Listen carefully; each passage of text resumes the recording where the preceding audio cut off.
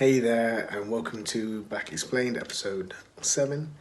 And today we're going to look at anger and the fact that there are quite a few white people who have asked or commented about this online, stating that because slavery has ended nearly 100 years ago, they're confused as to why black people are angry.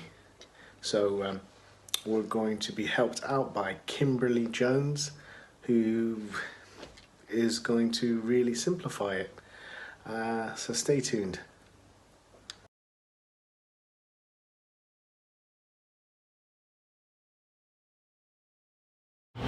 So I've been seeing a lot of things talking about people making commentary.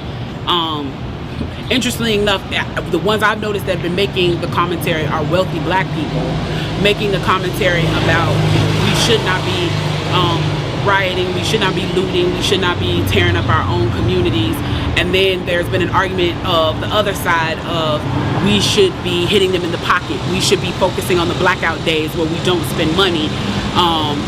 But I feel like we should do both. And I feel like I support both.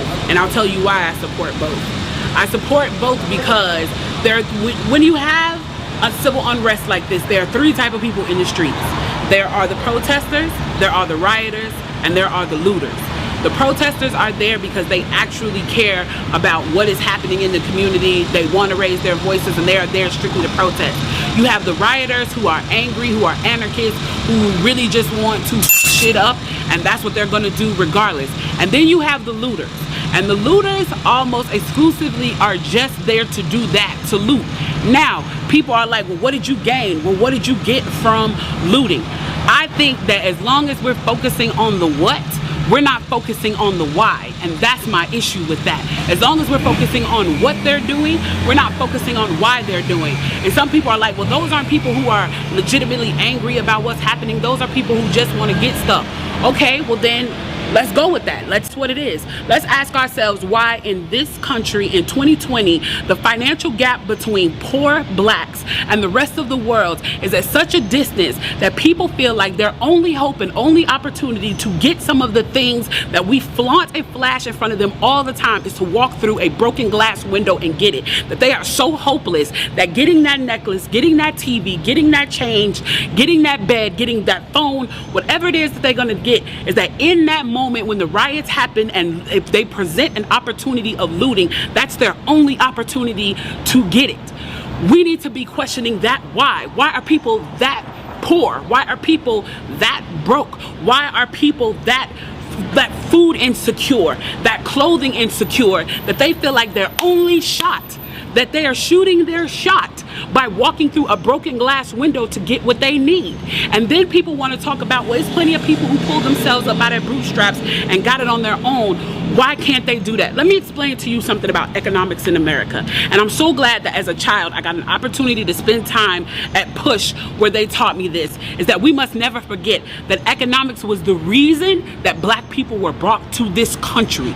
We came to do the agricultural work in the South and the textile work in the North. Do you understand that? That's what we came to do. We came to do the agricultural work in the South and the textile work in the North. Now, if I right now decided that I wanted to play Monopoly with you, and for 400 rounds of playing Monopoly, I didn't allow you to have any money, I didn't allow you to have anything on the board, I didn't allow for you to have anything, and then we played another 50 rounds of Monopoly, and everything that you gained and you earned while you were playing that round of Monopoly was taken from you. That was Tulsa, that was Rosewood. Those are places where we built black economic wealth, where we were self-sufficient, where we owned our stores, where we owned our property, and they burned them to the ground.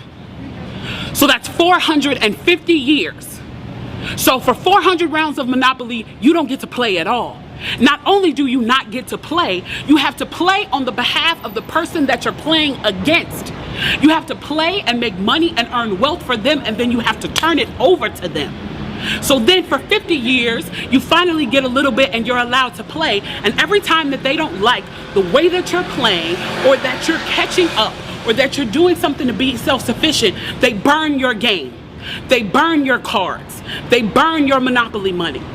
And then finally at the release and the onset of that, they allow you to play and they say, okay, now you catch up. Now at this point, the only way you're going to catch up in the game is if the person shares the wealth, correct? But what if every time you share the wealth, then there's psychological warfare against you to say, oh, you're an equal opportunity hire. Every time that they don't like the way that you're playing or that you're catching up or that you're doing something to be self-sufficient, they burn your game. They burn your cards. They burn your monopoly money. And then finally at the release and the onset of that, they allow you to play and they say, okay, now you catch up. Now at this point, the only way you're going to catch up in the game is if the person shares the wealth, correct? But what if every time you share the wealth, then there's psychological warfare against you to say, oh, you're an equal opportunity hire. So if I played 400 rounds of Monopoly with you and I had to play and give you every dime that I made, and then for 50 years, every time that I played, if you didn't like what I did, you got to burn it like they did in Tulsa and like they did in Rosewood, how can you win? How can you win? You can't win. The game is fixed. So when they say, why do you burn down the community? Why do you burn down your own neighborhood? It's not ours. We don't own anything. We don't own anything. Trevor Noah said it so beautifully last night. There's a social contract that we all have, that if you steal or if I steal, then the person who is the authority comes in and they fix the situation. But the person who fixes the situation is killing us. So the social contract is broken. And if the social contract is broken, why the f do I give a shit about burning the Football Hall of Fame, about burning a Target? You broke the contract when you killed us in the streets and didn't give a f. You broke the contract when for 400 years we played your game and built your wealth. You broke the contract when we built our wealth again on our own, by our bootstraps in Tulsa, and you dropped bombs on us. When we built it in Rosewood and you came in and you slaughtered us. You broke the contract, so your Target, your Hall of Fame. As far as I'm concerned, they could burn this bitch to the ground. And it still wouldn't be enough. And they are lucky that what black people are looking for is equality and not revenge.